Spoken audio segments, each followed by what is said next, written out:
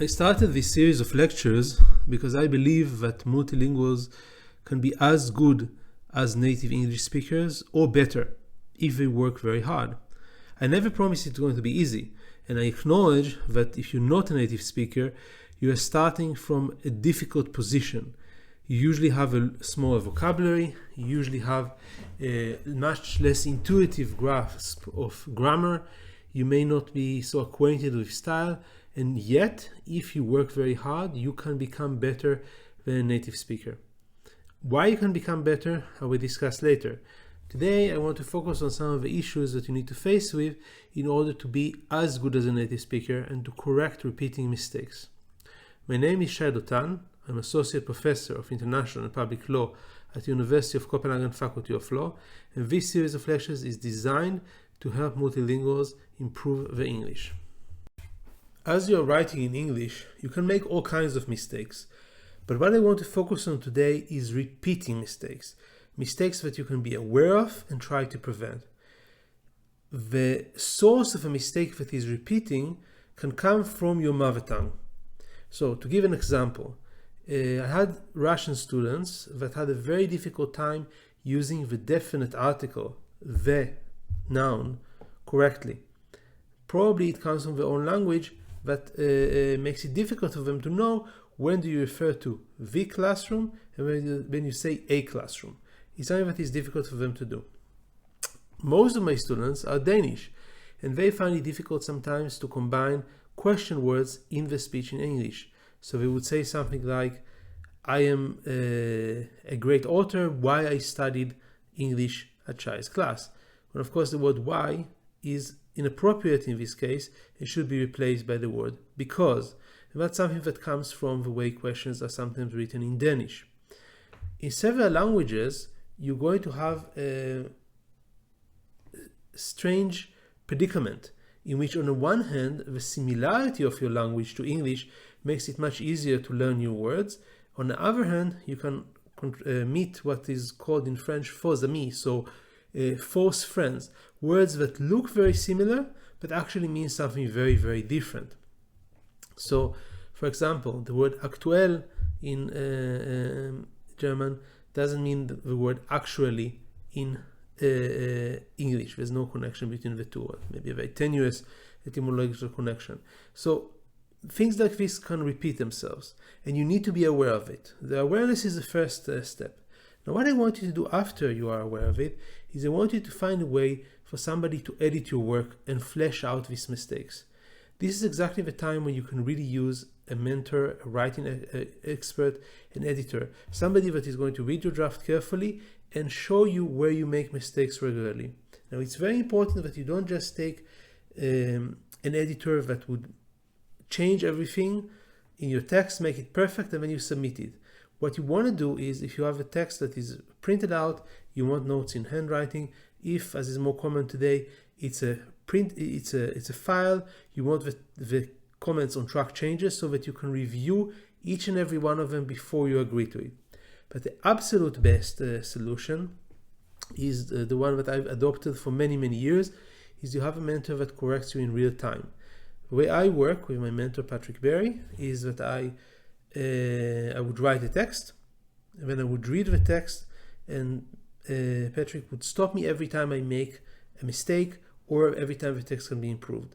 As when I was a beginner, I made so many mistakes that Patrick stopped me almost every several words. Now I can go on sometimes for a whole page almost without being stopped. That's exactly what I want you to do. I want you to find a mentor that is going to help you to find your mistakes. If you cannot afford that, try to look for something different. So I had agreements with people before who were native English speakers. You edit my work, I will comment on yours or edit yours for content, for example. That's something that you can do. And if even that you cannot do, then what I want you to do is to use Grammarly. Grammarly is a digital tool. It's quite good, and it will give you a lot of notes. But remember, I want you not just to accept the notes immediately so that your work will be as good as possible, because then you will never learn. In fact, if you're used to delegating this responsibility to Grammarly for final editing, that's a very bad thing, because then you actually will never improve and your writing will stay very bad. So even if you continuously would be able to use Grammarly, you will never be able to use the language properly. And when your thoughts will not be as clear, will not be as precise, you will eventually lead to mistakes. I don't like grammar myself.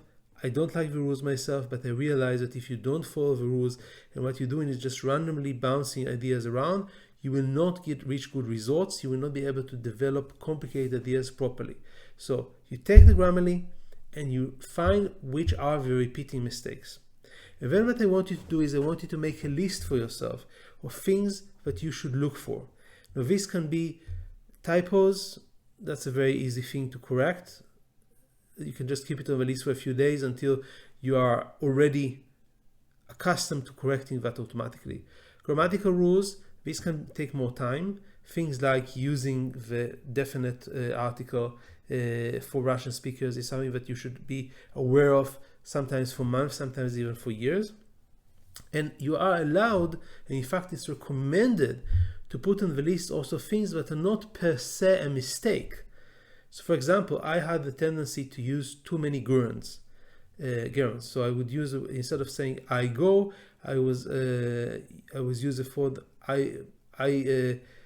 my going to the place or something like this. This was a very bad example, but I would use the gerund too much. This is something that the great Helen Sword calls zombie nouns. You take a verb and you shift it into a noun.